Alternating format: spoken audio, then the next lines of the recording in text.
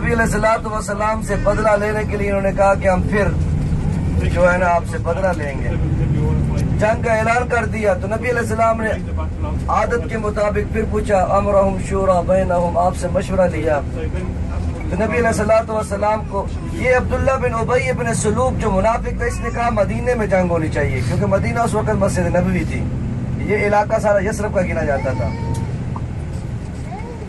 تو سیدنا صدیق اکبر نے فرمایا، اللہ کے پیغمبر مدینے میں جنگ لڑنا مناسب نہیں، کیوں؟ مدینے کے اندر معصوم بچے ہیں، عورتیں ہماری، تو جنگ بہتر نہیں ہے، اس لیے مقام احد کو متعین کیا گیا۔ یہ عبداللہ بن ابی اپنا لشکر 250 آدمی لے کے مسجد مستراح سے واپس ہو گیا، اس نے کہا میں جنگ نہیں لڑوں گا۔ نبی علیہ السلام کو اسی عبداللہ بن ابی بن سلول مذعون نے پہنچایا تھا۔ امی عائشہ کے اوپر بہتان لگانے والا بھی یہ لعنتی، مسجد زرار بنانے والا بھی یہی تھا، جس نے بہت جگہ پہ نبی علیہ السلام کو دکھ دیے۔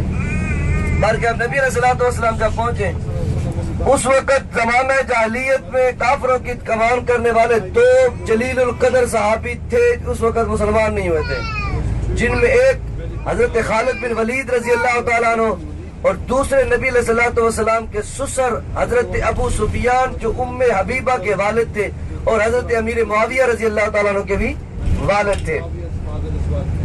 تو نبی علیہ السلام نے فرمایا، جبل احد کے دامن میں ایک پہاڑ ہے جس کو جبل رمات کہا جاتا ہے۔ تو نبی علیہ السلام نے فرمایا کہ یہ جبل رمات کے اوپر ڈیوٹی لگا دی، آپ نے یہاں سے نیچے نہیں اترنا۔ بار اب جنگ شروع ہو گئی۔ جنگ جب شروع ہوئی تو کافروں کے پاؤں اکھڑنے شروع ہو گئے، مسلمانوں نے ان کو بہت زیادہ پیٹا، یہ بھاگ گئے۔ جو ہی ابو سفیان نکلا، پیچھے سے خالد بن ولید جو ہے وہ چھپے ہوئے تھے ایک نالے کے اندر، ایک وہ نہر جی تھی، وہ آپ کو دکھاؤں گا آئے گی تو جس وقت وہاں پہنچے تو کچھ صحابہ نے کہا کہ ہم لوگ نیچے اتر جاتے ہیں، کسی نے کہا کہ نبی علیہ السلام نے فرمایا کہ آپ جب ختم ہو جائے تو نیچے آ جانا۔ جب ختم ہوگی یہ کافر بھاگ گئے ہیں۔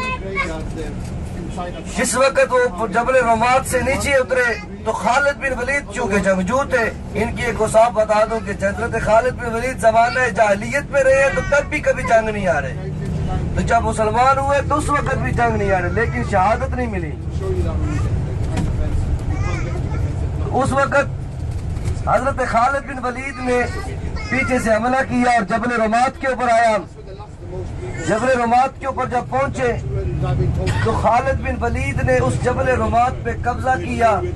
ابو سفیان چونکہ جو آگے جا چکا تھا وہ واپس لشکر لے کے واپس ہو گیا، تو بیچ میں مسلمان پھنس گئے۔ انہوں نے پھر مسلمانوں کو بہت زیادہ مارا۔ 70 صحابہ اکرام شہید ہوئے، جن میں رسول اللہ صلی اللہ علیہ وسلم کے دندان مبارک بھی شہید ہوئے۔ اس وقت کمال کرنے والی ایک ہندا نامی عورت بھی تھی۔ وحشی نے حضرت امیر حمزہ کو شہید کر دیا۔ اس عورت نے کہا کہ مجھے امیر حمزہ کا دل چاہیے، کلیجہ چاہیے، میں اس کو چبانا چاہتی ہوں۔ حضرت امیر حمزہ کی لاش کو مسلح کیا گیا۔ بارکب جب نبی علیہ السلام کو لے کے پہاڑ کے اوپر گئے، جب احد پہ پہنچے، احد نے جگہ دی نبی علیہ السلام کو۔ اس وقت شہادت ہوئی عبداللہ بن جہش کی، ایک صحابی رسول تھے بہت جلیل القدر، ان کی شکل متشابہت رسول اللہ صلی اللہ علیہ وسلم سے ملتی تھی۔ تو لوگوں نے آواز دی کہ نبی علیہ السلام شہید ہو گئے۔ مسلمانوں کے حوصلے اور کم ہونے شروع ہو گئے۔ پھر اس ابو سفیان نے کھڑے ہو کے نعرہ لگایا کہ اول حبل، کہ ہمارے حبل نے ہماری مدد کی ہے۔ تو نبی علیہ السلام نے فرمایا، ابو بکر حضرت عمر کو فرمایا آپ جواب دے، کیونکہ پہلے تو وہ نعرے لگا رہے تھے ابو بکر کہاں ہے، عمر کہاں ہے، کیونکہ ابو بکر و عمر نبی علیہ السلام کو چھوڑ کے نہیں جا سکتے تھے۔ اس وقت نبی علیہ السلام کے جسم کے اوپر زخم تھے اور آپ کے دندان مبارک شہید ہوئے تھے۔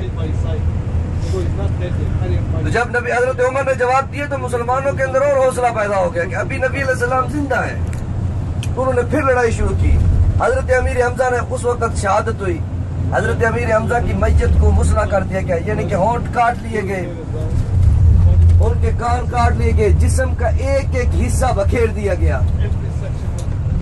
جنگ ختم ہوئی، اللہ نے فتح دی، جنگ ختم ہو گئی۔ تو نبی علیہ السلام آئے، جس وقت آئے تو حضرت موسم بن عمیر کی میت کے اوپر پہنچے تو حضرت موسم بن عمیر کے تن کے اوپر جو کفن تھا وہ اتنا چھوٹا تھا کہ ساموں کے اوپر کفن آتا تھا تو پاؤں ننگے ہو جاتے تھے. نبی علیہ السلام رو رہے، فرماتے ہیں لوگوں آج اس موسم بن عمیر کو دیکھو، جب مکے کی گلی سے گزرتا تھا تو لوگ عورتیں کہتی تھی کہ موسم بن عمیر گزر گیا ہے.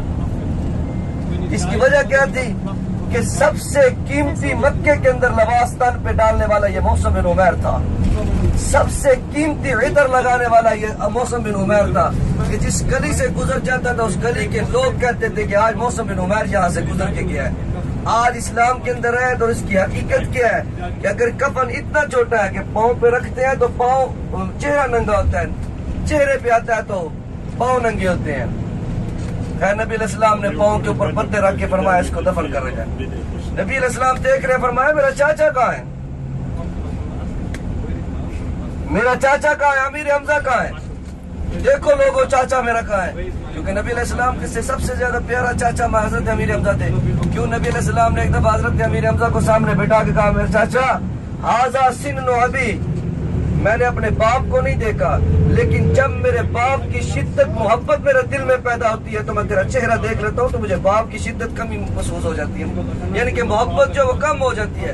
لوگ کہتے ہیں کہ تیرے باپ کی شکل اور عبداللہ کی شکل ملتی تھی، اس لیے امیر حمزہ چاچا مجھے تو بہت پیارا ہے. اتنا پیارا بھتیجے کا چاچے کا پیار بھی بہت نرالا تھا. ابو جہل نے نبی علیہ السلام کے اوپر اوجری پھینکی،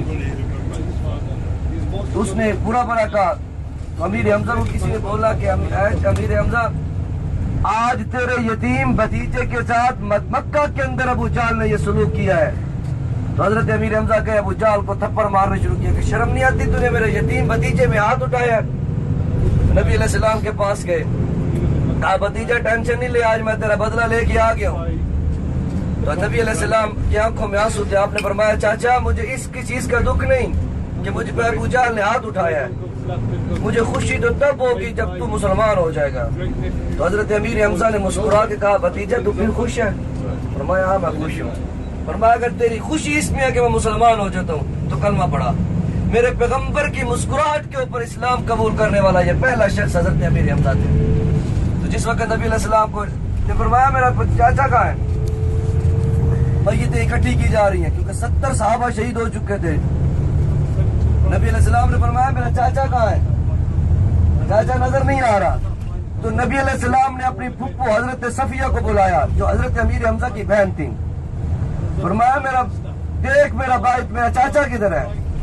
تو چونکہ میت پہچانی نہیں جا رہی تھی تو حضرت صفیہ نے اپنے بھائی کی تلیوں سے یوں سے پہچانا، پکڑ کے کہا کہ اللہ کے پیغمبر یہ میرے بھائی امیر حمزہ کے ہاتھ ہے.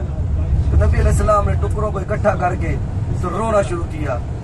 تو حضرت عبداللہ بن رواح فرماتے ہیں کہ وہ امیر حمزہ تیری کتنی شان ہے. بکت عینی وحق بہا بقاء فلم یغن البقاء ولا الابیل. آج آنکھ رو رہی ہے تیری میت کے اوپر تو رسول اللہ کی ہو رہی ہے. تو نبی علیہ السلام نے فرمایا لوگو لاقتلن بہ 70 من صنادید قریش، جب تک میں 70 قریشی قتل نہیں کروں گا میرے چاچے کا بدلہ کم نہیں ہوگا. میں آپ کو ایک بات بتا دوں کہ آپ لیفٹ سائڈ پہ جو ایک چھوٹا سا پہاڑ ہے یہ جبل رومات ہے، اس کے اوپر ڈیوٹی لگائی تھی. یہ جو نہر آ رہی ہے یہاں پہ خالد بن ولید چھپے ہوئے تھے. یہ آنٹی سامنے آپ احد پوچھ رہی تھی، یہ سامنے جتنا پہاڑ ہے یہ احد کا ہے. یہ ادھر میرے سامنے میں ادھر ہوں آنٹی، ہاں یہ والا سامنے جو ہے نا یہ احد ہے. اور میں آپ کے ساتھ جاؤں گا وہ جگہ دکھاؤں گا جہاں پہ جنگ ہوئی تھی اور قبریں ہیں صحابہ رسول کی. آپ نے صرف سلام پڑھنا ہے، فاتحہ پڑھنا ہے. جبل رومات کے اوپر چڑھنا نہ واجب ہے، نہ مستحب ہے، نہ فرض ہے، نہ سنت ہے، نہ کوئی دلیل نہیں ہے. جب صرف تھکاوٹ ہے، چڑھنا تو چڑھ جانا.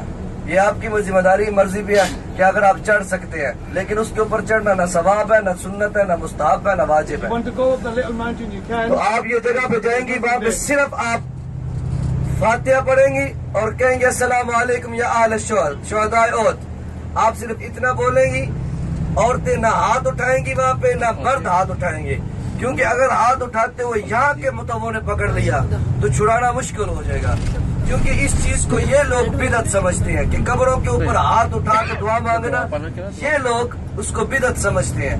اس لیے یہ نہ ہو کہ چھوٹی سی غلطی کی وجہ سے ہم لوگ پھنس جائیں، کیونکہ آپ کو پتہ ہے کہ سعودی عرب کے اندر کوئی غیر رسمی کام جو ان کی شریعت کے خلاف ہو وہ پکڑ لیتے ہیں۔ اس لیے آپ کھڑے ہوں گے وہاں پہ بڑے ادب کے ساتھ، شہداء پہ سلام پڑھیں گے، فاتحہ پڑھیں گے، سورۃ اخلاص پڑھیں گے، اس کے بعد آپ واپس آ جائیں گے۔ آپ نے صرف سوچنا ہے کہ اس وقت جنگ تلواروں کی تھی کہ کس طرح صحابہ کرام یہاں پہ 60 یعنی کہ 59 صحابہ جو ہے 59 صحابہ کی قبریں ایک ہی جگہ پہ ہیں۔ ایک گڑھا کھودا کیا تھا کیونکہ جگہ بہت کم تھی، گڑھا کھود کے اس کے اندر سب صحابہ کرام کو دفن کیا گیا، اور ایک جگہ پہ سیدنا امیر حمزہ، حضرت عبداللہ بن جہش اور موسم بن عمیر کو، تینوں صحابیوں کو اکٹھا دفن کیا گیا۔ باقی 11 صحابہ کو جنت البقیع میں دفن کیا گیا۔ تو نبی علیہ السلام نے فرمایا لوگوں میں 70 قتل کروں گا، لَأَقْتُلَنَّ بِهِ 70 من صَلَادِيدِ قُرَيْشٍ۔ اللہ نے فرمایا میرا پیغمبر ما ارسلناک الا رحمۃ للعالمین، آپ کو میں نے پوری کائنات کے لیے رحمت للعالمین بنا کے بھیجا ہے، آپ تو ایک بھی قتل نہیں کریں گے۔ تو وہی ہوا کچھ عرصے کے بعد جس نے حضرت امیر حمزہ کو شہید کیا تھا وہ حضرت وحشی مسلمان ہو گئے۔ پھر ابو بکر صدیق رضی اللہ تعالیٰ عنہ کے دور کے اندر مسیلمہ کذاب نے نبوت کا دعویٰ کیا تھا، اس جگہ پہ جا کے اس مسیلمہ کذاب کو حضرت وحشی نے قتل کیا، اور وہاں پہ دعا کی کہ یا اللہ ایک دفعہ میں نے تیرے پیغمبر کا دل دکھایا تھا اور آج میں نے تیرے پیغمبر کے دشمن کو قتل کر دیا ہے۔ یہ حضرت وحشی بن مسلمان نبی علیہ السلام کے دور میں ہی ہو چکے تھے۔